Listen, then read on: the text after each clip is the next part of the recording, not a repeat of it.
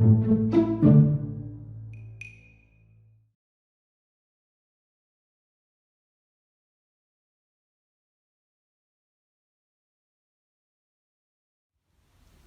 a continuar nuestro estudio de biotecnología, ahora focalizándonos en la técnica de electroforesis en gel.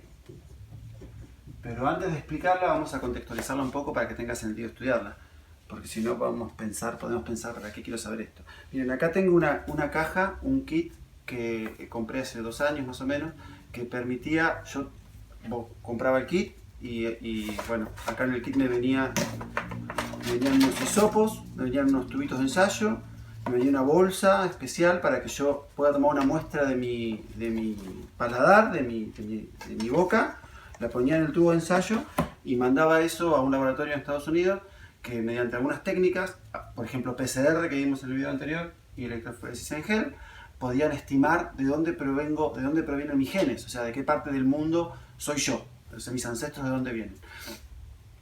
Esto para contextualizar, este tipo de kits de ADN son bastante populares hoy en día y yo lo compré en una empresa norteamericana, pero hay empresas argentinas que hasta hace poco estaban haciendo, por lo menos, para poder saber si tenemos alguna enfermedad genética heredada de algunos patrones. Esto es para que vean que tiene sentido. De hecho, si ustedes están mirando cada tanto el noticiero, seguramente van a haber escuchado que para hacer los análisis de test de COVID-19, cuando hay un caso sospechoso, se hace PCR. O sea, se hace PCR, la técnica que dijimos la otra vez. No es el test rápido, es el test profundo que lleva algunas horas, cuando yo sospecho que la persona puede ser una persona asintomática, por ejemplo. Que una persona asintomática se diferencia de una sintomática en que no tiene síntomas. Y si no tiene síntomas es porque su sistema inmune ha vencido el virus. Pero tiene el virus. Tiene mucha menos carga viral que una persona que tiene síntomas. Y como tiene mucho menos carga viral, es difícil encontrar el virus en una muestra de saliva o de un frotis de la boca. Por eso se saca la saliva, se saca la muestra y se multiplica el ADN del virus mediante la tecnología de PCR que vimos la clase pasada. El PCR servía para incrementar una carga de ácido nucleico, ya sea de ADN o de ARN, para incrementarla, para tener más. ¿Para qué quiero tener más? Por ejemplo, para determinar si tengo virus, o por ejemplo, como el caso del kit que yo compré, para poder hacer una electroforesis en gel, que ahora vamos a ver lo que es. O puedo querer tener más si, por ejemplo, el ADN que estoy multiplicando es el de un gen que yo quiero meter adentro de otro organismo. Lo cual charlaremos por ahí mejor en otros videos. Bueno, ¿qué es la electroforesis en gel?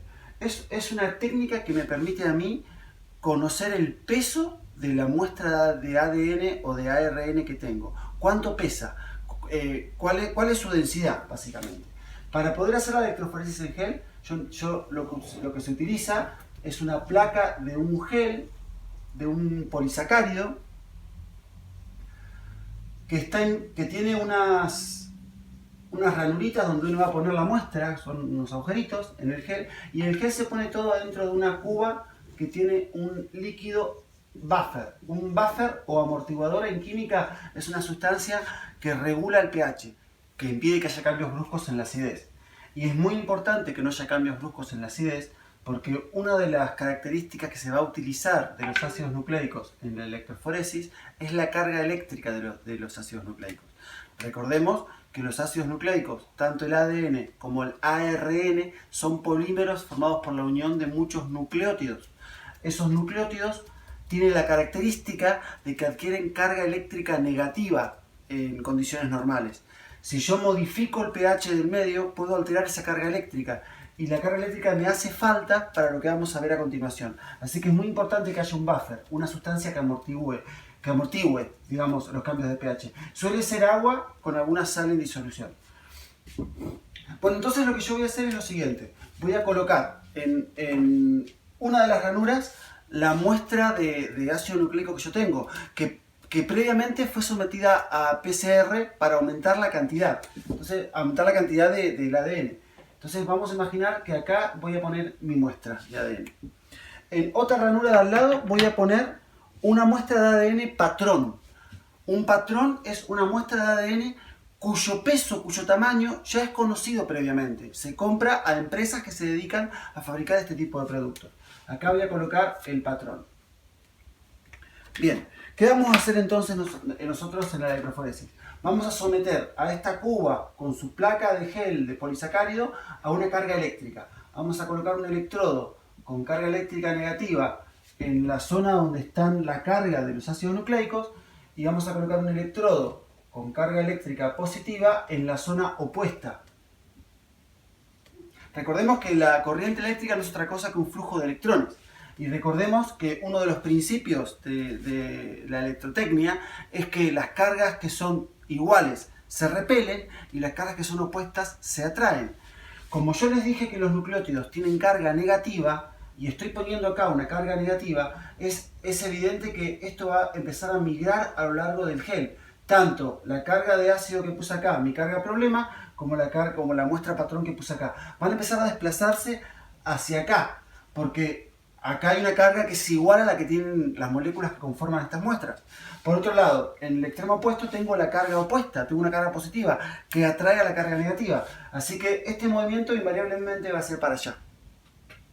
Ahora, ¿de qué depende la velocidad de ese desplazamiento? Primero vamos a aclarar que este gel de polisacárido está diseñado de manera tal que permite el desplazamiento normal de los nucleótidos, de las muestras de ácidos nucleicos.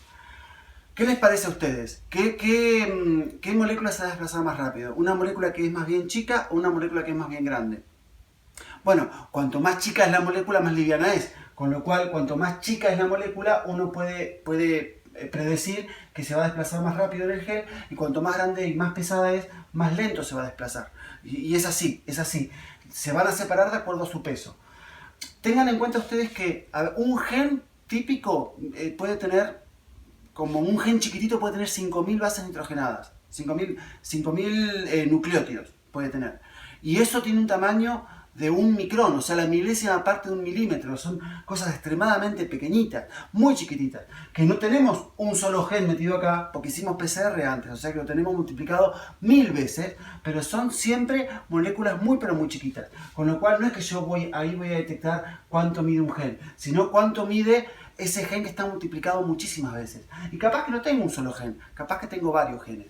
Entonces, vamos a suponer acá que mi muestra verde, que es la muestra problema, se desplazó así. Se dividió en dos fracciones. Si se dividió en estas dos fracciones, que yo voy a llamar fracción A y fracción B, yo puedo decir, bueno, el gen B es un gen más liviano que el gen A, porque el gen B se desplazó más. Pero no tengo idea mucho más cosas de eso. Para saber, vamos a suponer esto que es una muestra problema. Es una muestra que yo no sé qué es. Por ejemplo, la gente que analizó el ADN de mi saliva, de mi piel, en esta empresa que determinó cuál es mi origen étnico, lo que tienen es tener patrones de diferentes etnias. Tienen genes que son representativos, por ejemplo, de italianos, de españoles, de nórdicos, de latinoamericanos, de africanos, de judíos. Tienen patrones, genes de diferentes etnias, y eso estaría en la muestra patrón. Que, por ejemplo, imaginen que se desplaza así. Vamos a suponer así. Entonces, que tengo acá A', B', C', D'. Me dice A' es latinoamericano, B' es africano. Entonces, comparando ahí, uno puede saber esa muestra problema a qué gen se parece más.